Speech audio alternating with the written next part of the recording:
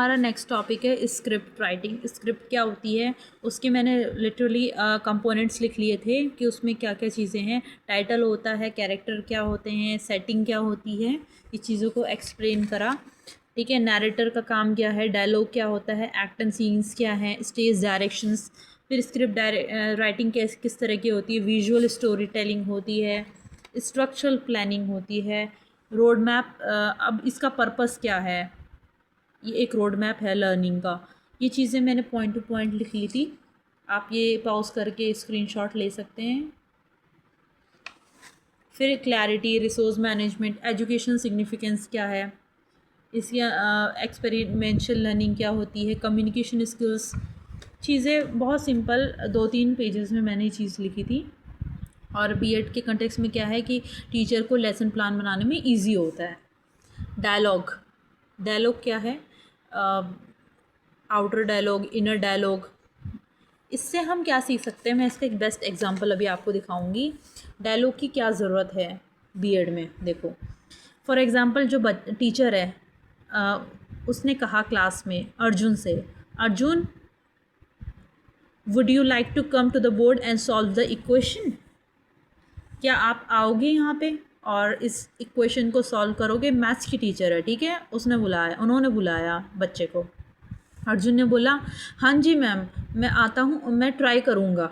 ठीक है, अब बच्चे के मन में क्या आया, ये इनर डायलॉग है मन में, oh no, not the board, everyone is going to see that I don't understand how to move the x to the other side, I feel so embarrassed.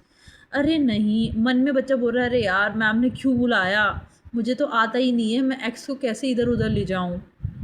वो मन में बोल रहा है मुझे तो आता ही नहीं, बट बाहर बोल रहा है उसने मैम हाँ मैं आऊँगा। और वहीं मैम ने बाहर आउटर डायलॉग है, मैम ने बच्चे को बुलाया था, और अंदर का क्या है, मैम बोल रही है I can see Arjun is lost and if I bring him to the board I can help him without feeling single out. Ma'am ने ये चीज़ कही कि अर्जुन, मुझे पता है कि अर्जुन अभी यहाँ पे खोया खोया सा है या उसको चीज़ें समझ नहीं आ रही है। अगर मैं उसको यहाँ ब्लैक बोर्ड में बुलाती हूँ यहाँ पे और उससे सॉल्व करवाती हूँ तो मैं उसको समझा पाऊँगी कि वहाँ पे वो गलती कहाँ पे कर रहा है, ताकि उसको बुरा ना लगे, उसको वो चीज़ अच्छे से समझ आ सके। तो यहाँ पे आपने देखा डायलॉग का क्या मीनिंग है, आउटर का और इनर का, दोनों का बहुत इंपॉर्टेंस है।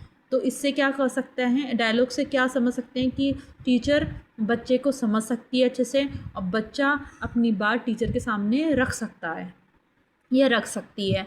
तो डायलॉग का ये इंपॉर्टेंस है बीएड में, ठीक है। और इसका क्या है, टीचिंग लर्निंग इंक्रीज़ होगी। ऑफ कोर्स दोनों एक दूसरे से घुलेंगे मिलेंगे, डायलॉग करेंगे हम, तो बच्चा इजीली मैडम से क्वेरी पूछ सकता है, क्वेश्चंस पूछ सकता है, और मैम भी उस चीज़ को बता सकती है, उसका आंसर दे सकती है। और इंक्लूसिव पेडागॉजी, इससे क्या है कि हम बच्चे को अच्छे से पढ़ा सकते हैं। और ओपनिंग क्वेश्चन जैसे क्वेश्चंस वगैरह हो गया, वही है चीज़ें।